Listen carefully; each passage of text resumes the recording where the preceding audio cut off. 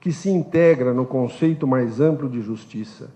É um instrumento que, em vez de limitá-lo, serve para suas ilimitadas vocações de dizer o direito no caso concreto. A ideia de juiz escravo da lei está agonizante. Em seu lugar, nasce o conceito de juiz livre, participante e sintonizado com a realidade de seu povo e de sua gente. Nós, e Jaime colocou muito bem aqui, o perfil colocou muito bem aqui, o que nós pensamos da magistratura e da responsabilidade do juiz. Né? E a MB, eu poderia citar aqui alguns exemplos mais recentes, e Jaime citou o das eleições limpas, a campanha das eleições limpas. Por quê? Porque o Judiciário quis dar uma contribuição à cidadania desse país, quis despertar o cidadão desse país para o voto consciente, quis despertar o cidadão desse país para o equívoco do protesto no voto em branco ou no voto nulo, quis despertar para a sociedade do nosso país que nós temos a necessidade e a responsabilidade de melhorar nossa representação política, que nós temos a responsabilidade de tornar esse país mais justo, mais virtuoso, menos corrupto, menos desigual. E essa é a nossa contribuição para a sociedade. A magistratura tem responsabilidade com os problemas sociais e não pode se furtar a não discuti-los e a não levar a sua contribuição. Nós temos outro programa que estamos percorrendo esse país com a cartilha Cidadania e Justiça, também se aprendem na escola. É a nossa contribuição para as futuras gerações desse país. Nós temos campanha como a simplificação da linguagem jurídica, para que o cidadão, para aquele que procura o judiciário, né, que reivindica, que pleiteia os seus direitos, ele saiba, com a linguagem simples, com a linguagem, né, jurídica, que possa atingir aquele que procura o judiciário, porque teve o seu direito reconhecido ou porque teve a sua pretensão negada, que ele tenha a ideia exata, né, do papel do judiciário, porque quem não conhece não pode valorizar, né, o judiciário, e a população não conhece, principalmente quando nós proferimos sentença, né, ou despachos com a linguagem jurídica que, às vezes, até pessoas do meio jurídico têm dificuldade de compreender a decisão judicial. Então, essas são algumas contribuições que a magistratura brasileira tem dado a esse país e vamos continuar nesse nosso caminhar. Para o ano, esperamos, a nossa expectativa, e eu tenho certeza da sociedade brasileira, é que para o ano a pauta do Congresso Nacional seja a reforma política. E a magistratura participará ativamente dessa discussão, mostrando à sociedade a importância da reforma política, pedindo à sociedade, convocando a sociedade para participar dessa discussão.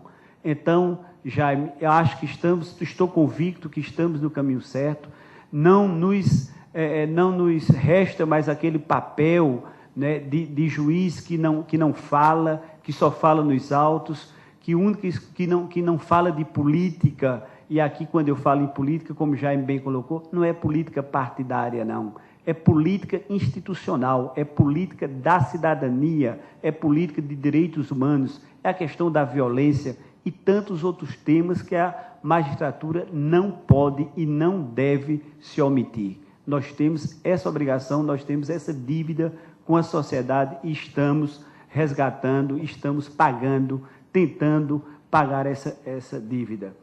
Né? Nós temos agora, e recentemente entregamos a todos os candidatos à presidência da República,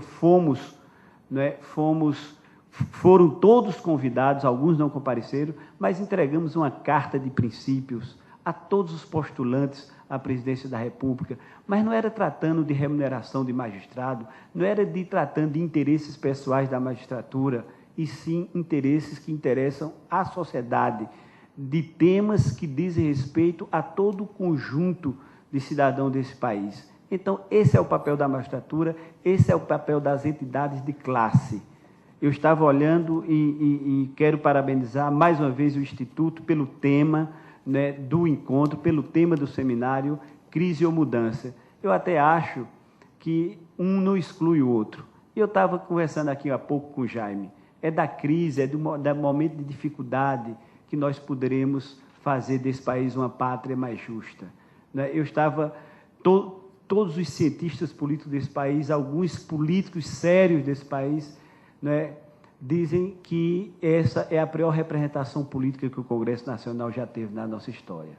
Mas a nossa participação, a pressão da sociedade, o papel da imprensa, fez com que esse Congresso, que é tido como pior representação política da história legislativa do nosso país, em um curto espaço de tempo, pela pressão da sociedade, pela nossa participação, ele tomasse algumas medidas moralizadoras. Por exemplo, foi nessa legislatura que foi abolido o voto secreto para a cassação de deputados. Foi nessa legislatura que foi abolido o jeton na convocação extraordinária do Congresso Nacional. Foi nessa própria legislatura que houve a redução do recesso parlamentar.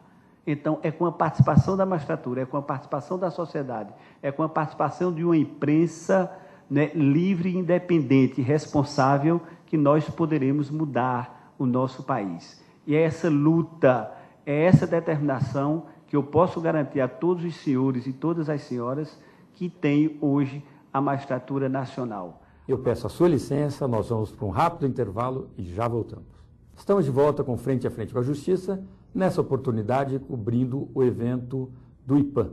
Confira o depoimento das mais variadas personalidades neste bloco.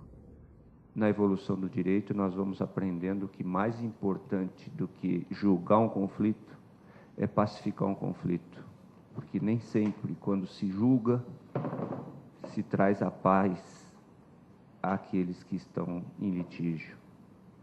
E quando se atinge a conciliação, aí sim a solução é a melhor possível. Tá? A justiça restaurativa, ela é recomendada pelo Conselho Econômico e Social das Nações Unidas e por uma resolução, e nessa resolução o conceito que se coloca de justiça restaurativa é um processo de resolução de conflitos com caráter dialógico e inclusivo, fundado na autonomia da vontade e da participação de todas as pessoas afetadas direta ou indiretamente pelo litígio, com duas preocupações básicas. Primeiro, o atendimento das necessidades de todos os envolvidos e, segundo, a superação dos fatores determinantes dessa situação de litígio.